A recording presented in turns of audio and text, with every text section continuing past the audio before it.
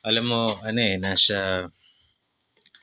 talaga nasa huli ang pagsisisi. Kaya lang, kung iisipin ko rin naman, lahat siguro ng bagay may dahilan. Diba? Ako, to be honest with you, personal ko lang to na sinishare ko sa social media. Iniwasan ko yung mga pinklawan. Alam ko na yung gagawin niya mga yan eh. Si Yorme, hindi ko nakitang okay na presidente. Si Pacquiao, sino pa bang mga kalaban nila? Tapos itong si BBM. Si BBM yung naglakas loob na tutuloy daw niya yung mga programa ni Duterte. Ginamit nila si Duterte. Ginamit nila kasi yun yung malakas.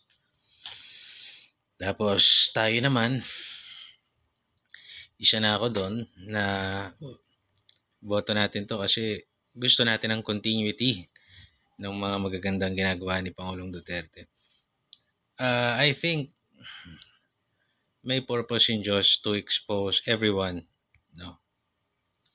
And ang tingin kong kinakasangkapan niya, ako ito na lang sa spiritual standpoint kasi yung mga bulok na sistema, yung pagsisinungaling ng mga politiko, yung greed, yung mga oligarko na nagpapatakbo sa mga kung ano-ano, wala tayong magawa diyan sa ngayon.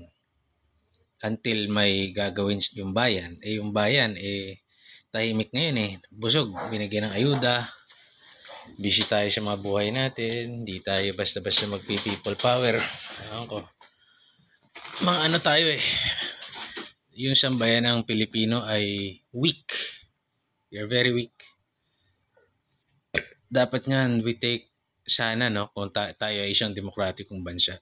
Pag tayo ay ginago ng politiko, we take the power back.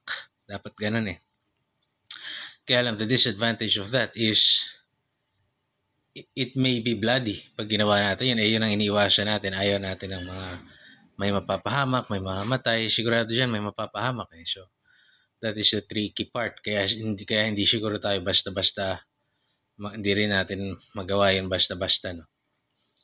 Pero, kaya ang dali-dali nating paikutin kasi talagang yung sistema natin dito sa lahat ng bagay favors the wealthy. Tapos kung sino lang yung nag-apply na kandidato, syempre yun lang ang pagpipilian mo. 'Di ba? You can also argue na si Inday Sara kasi bakit kasi siya sumama doon.